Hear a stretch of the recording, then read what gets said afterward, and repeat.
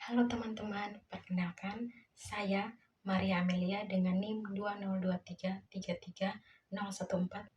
Pada kesempatan ini saya akan mereview jurnal tentang interaksi obat dan makanan pada pasien anak dengan penyakit diare. Berikut adalah jurnal yang saya gunakan.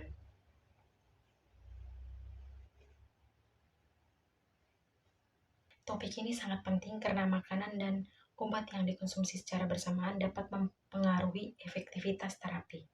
Yuk kita pelajari bersama supaya kita bisa lebih paham dan berhati-hati dalam memberikan obat dan makanan secara bersamaan. Mari kita mulai dengan memahami dua konsep utama, yaitu farmakokinetik dan farmakodinamik. Farmakokinetik adalah bagaimana tubuh memproses obat, mencakup penyerapan, distribusi, metabolisme, dan ekskresi. Sedangkan farmakodinamik adalah bagaimana obat bekerja dalam tubuh untuk menghasilkan efek terapeutik. Keduanya dapat dipengaruhi oleh berbagai interaksi antara makanan dan obat, terutama pada pasien anak yang memiliki metabolisme berbeda dengan orang dewasa.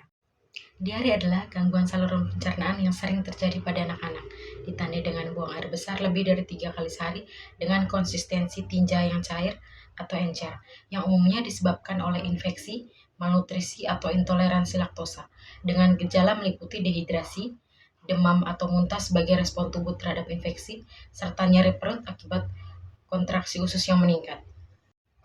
Nah, yuk kita bahas terkait interaksi obat dan makanan pada pasien anak dengan penyakit diare. Yang pertama, kenapa ya obat probiotik sebaiknya dikonsumsi saat perut kosong meskipun bisa diberikan dengan makanan? Jadi, saat perut kosong, kondisi lambung memiliki tingkat keasaman yang lebih rendah, sehingga lebih banyak bakteri baik dari probiotik bisa bertahan hidup. Jika dikonsumsi setelah makan, lambung memproduksi lebih banyak asam dengan pH lebih rendah untuk mencerna makanan. Nah, bakteri probiotik ini banyak yang tidak tahan terhadap lingkungan asam tersebut. Akibatnya, banyak bakteri probiotik yang mati di lambung sebelum mencapai usus, tempat mereka seharusnya bekerja.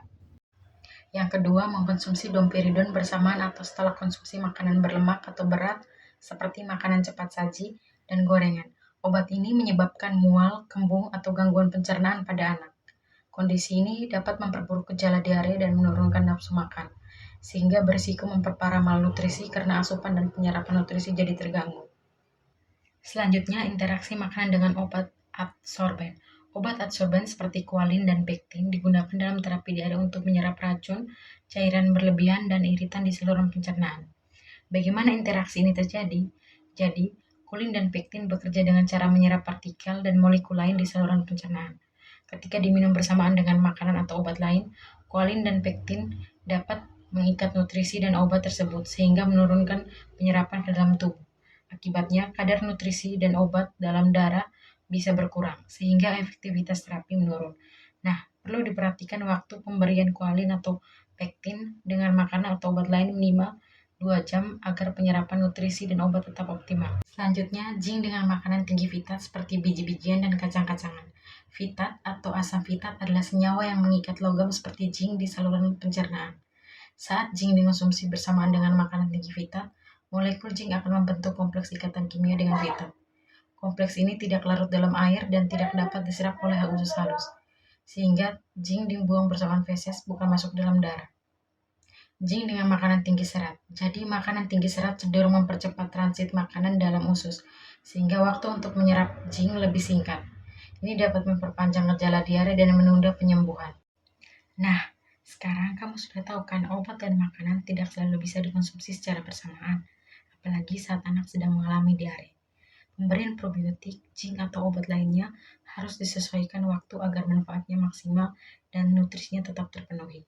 Yuk jadi lebih bijak dalam memberi obat dan makanan untuk si kecil.